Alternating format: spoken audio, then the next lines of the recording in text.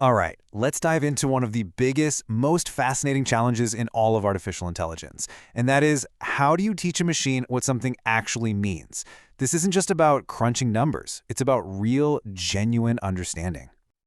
Take a sentence like this one. For you and me, it's a piece of cake. But for an AI, this is a serious puzzle.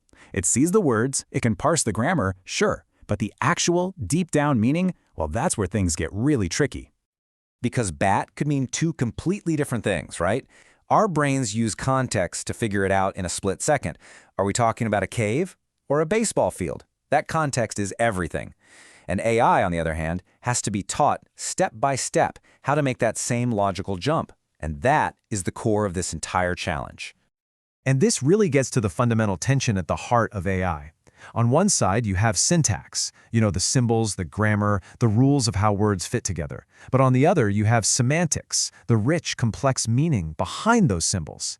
The whole game is about building a bridge between the two. So it really all boils down to these two ideas. Syntax? That's the easy part for a computer. It's just rules and structure. But semantics? Semantics is the hard part. That's what does it all mean? The real understanding. You could say AI is already a master of syntax. The true holy grail is mastering semantics. And make no mistake, this isn't some minor technical detail. As the source material really drives home, figuring this out is absolutely essential. It's the central problem we have to solve if we want to go from being great at grammar to creating an AI that can truly reason and understand our world. So, how did the pioneers in AI even start to chip away at this massive problem? Well, they started by building a kind of conceptual toolkit, a set of logical blueprints for thinking about context. Let's open up that kit and look at one of the very first tools they created. So enter one of the absolute giants of the field, John McCarthy. He spotted this problem way back in the day. He saw that AI systems were often really brittle, meaning they'd work perfectly in one specific situation, but then completely fall apart if you changed things even slightly. They couldn't generalize. So he proposed a formal way to fix that. He came up with this formula. Now, I know it looks a little intimidating, but the idea behind it is actually incredibly simple. Let's break it down. Ist just means is true. The C stands for context. And that Greek letter, psi or psi, that's just a stand-in for any statement you want to make.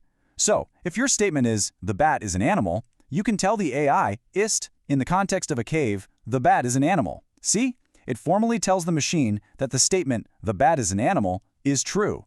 But, and this is the key part, only within that specific cave context. It's like putting a fence around a fact so it doesn't get used in the wrong place. And what McCarthy was doing here, it wasn't just a clever little hack. The goal was to build a truly rigorous, rock-solid logical foundation for AI. By creating a formal language just for context, he was laying the groundwork for machines that could navigate different situations without getting all mixed up.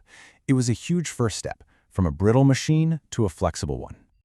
Now, McCarthy's idea was absolutely foundational, but it was really just the beginning. I mean, think about it. Human language and knowledge are just unbelievably complex and messy. So over the years, researchers developed even more specialized tools to add to this kit, each one designed to map out a different piece of our world. So you get these incredible tools like discourse representation theory, which is a fancy way of saying it helps an AI follow the thread of a conversation from one sentence to the next. Then you have things like multinets, which build these huge, sprawling, Wikipedia-style networks of knowledge. There are even specialized logics just for modeling what an AI knows versus what it only thinks it knows, which, as you can imagine, is a pretty crucial difference. Honestly, the best way to think about all these different approaches is that they're all trying to do the same basic thing. They're trying to create these incredibly detailed, logical mind maps for the AI. They provide the structure it needs to organize information, see how things are connected, and ultimately start to grasp what it all means. Okay, but let's be real. The world isn't neat and tidy and logical. It's messy, it's vague, it's full of gray areas. So what happens when a machine that's built on pure black and white logic has to deal with all of our human uncertainty? Traditional computers think in absolutes. Something is either true or false, yes or no, 1 or 0. But that's not how we talk. We say things like, it's kind of warm out, or that guy is pretty tall. This is where something called fuzzy logic comes in. It was invented specifically to give machines a way to handle ideas that are partially true and operate in those gray areas. And there are actually different tools for different kinds of messiness. Fuzzy logic is perfect for tackling vagueness, like the concept of being tall, where there's no exact cutoff. Rough set theory, on the other hand, is built to handle incompleteness. Like, what do you do when you need to classify something, but you're missing a bunch of the data? Each tool helps the AI navigate a different type of real-world problem. So at the end of the day, frameworks like these are unbelievably important. They're the bridge that allows an AI to go from just processing a fire hose of raw data to actually understanding abstract, high-level human concepts, ideas like tall, warm, or even dangerous. Okay, so we've got tools to define context. We have tools to handle uncertainty, but how does an AI actually combine simple ideas into more complex ones without the whole thing just falling apart? Well, for that, it needs an assembly manual. And that manual is a principle called compositionality. It sounds complicated, but it's a very powerful, very simple idea.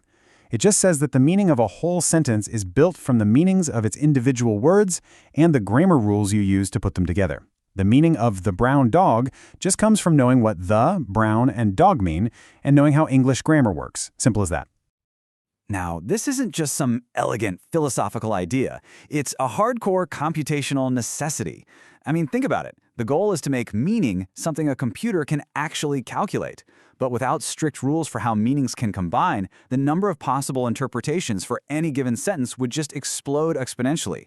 It would create a computational traffic jam, and the machine would grind to a halt. Compositionality provides the rules that keep that from happening. So here's the bottom line. Compositionality is the firebrick. It's the critical principle that stops the AI from getting lost in a completely infinite sea of possible meanings. It's what makes the whole project of understanding language computationally possible in the first place. All right, let's just pull this all together. We started with this core AI challenge. How do you teach a machine to really understand context?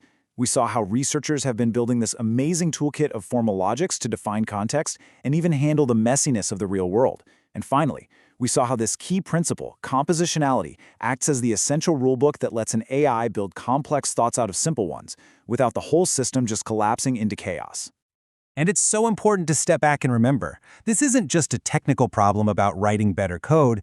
This whole endeavor is part of a much bigger, much grander intellectual quest that's been going on for centuries.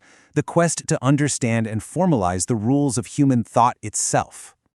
Which leaves us with one last really fascinating question to chew on. If we actually succeed in this quest, if we manage to write down the complete formal rules for what things mean, what will that incredible achievement ultimately teach us about the mysterious workings of our own minds?